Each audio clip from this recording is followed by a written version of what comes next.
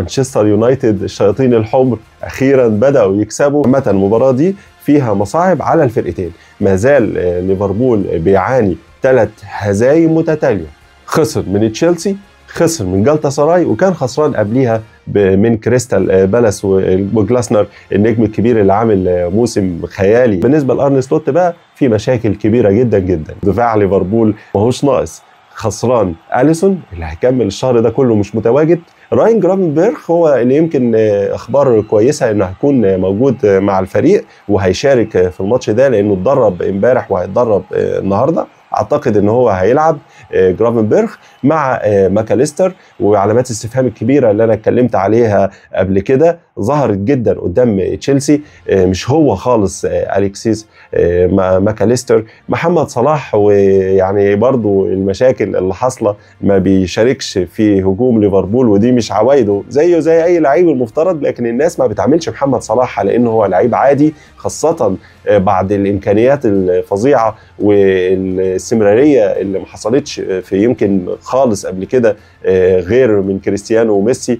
8-9 مواسم على استمراريه رهيبه، اهداف واسيستات. الثلاثه اللي اموريم بيلعب بيها طبعا 3-4-3 زي العاده مش هيغيرها. وجود كاسيميرو وبرونو فرنانديز في نص الملعب بيخلي ان يبقى كاسيميرو هو لوحده قدام الثلاثه مدافعين، وبتسيب مساحات في الاطراف، وكمان تعتبر ثغره ولو بسيطه في نص ملعب الشياطين الحمر. اعتقد ان ليفربول لو قدر ان هو يسيطر على نص الملعب، وده وارد جدا في وجود النجمين اللي انا اتكلمت عنهم الارجنتيني والهولندي، انهم يقدروا ياكلوا نص الملعب وبالتالي يقدروا يمولوا اللي طبعا احنا عارفين انه بيبتدي من بدري، لسه بدري جدا على الكلام بتاع البطوله، لكن مهم قوي انك ما تبعدش، خاصه بعد ما ارسنال يعني قدر ان هو يخطف القمه بفارق نقطه واحده.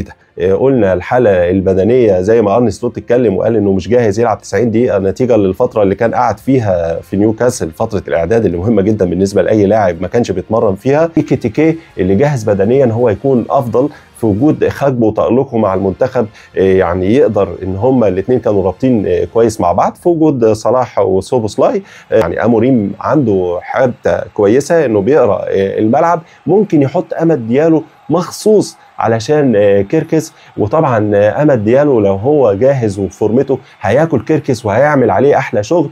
وطبعا منتظره جماهير الشياطين الحمر في المباراه دي بالذات من الاثنين الجامدين جدا امبويمو وكونيا، الثنائي الرائع. التنوع اللي عند كونيا انه يقدر يلعب كراس حربه ويقدر ان هو يمول، بويمو حاجز مكانه ناحيه كيركس زي ما اتفقنا مع امد ديالو، يقدروا يعملوا ثنائيه كويسه الناحيه الشمال، ويكون ميسو ماونت او كونيا من ناحيه اليمين. ما زال في حظوظ لمانشستر يونايتد، ولو كنا اتكلمنا على الاكسبكتد جولز بالنسبه لمانشستر يونايتد في كل مباراه نسبه عاليه، وفي كل مباراه في كور جيده بتتلعب، وباين ان في بصمه للنجم البرتغالي. في مشاكل دفاعيه هنا، في مشاكل دفاعيه هنا، مفيش حد احسن من حد، لكن ليفربول بيفتقد الحارس الامين اليسون بيكر، ما تنساش النقطه دي ونقطه مهمه جدا. بينما الاثنين حراس في اليونايتد يعني حتى بايندير قبل ما يقعد على الدكه كان بيأدي اداء يعتبر جيد.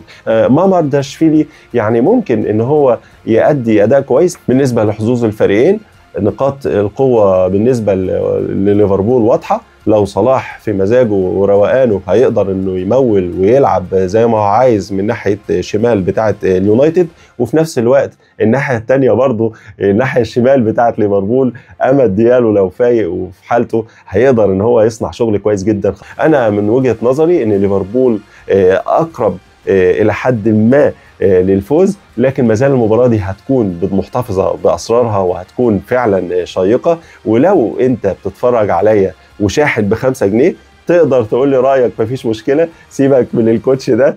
عندي في ملعوبه بودكاست مستني اراء الجميع، ويعني لو وصلت لحد هنا اتمنى انك تدعم القناه بالشير واللايك، وطبعا زي ما اتفقنا كومنتك الجميل، واشوفكم على خير. البريمير ليج هنا في ملعوبه بودكاست، معايا محمد القاضي غير.